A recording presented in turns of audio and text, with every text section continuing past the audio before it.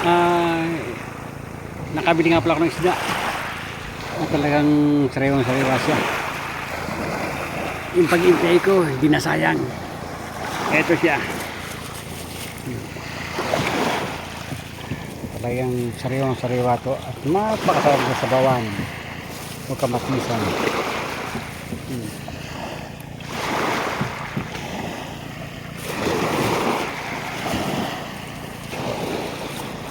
Ang ihaw at saka sinabawan.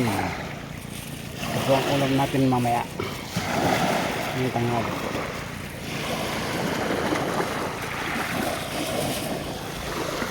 Isang kilo mahigit.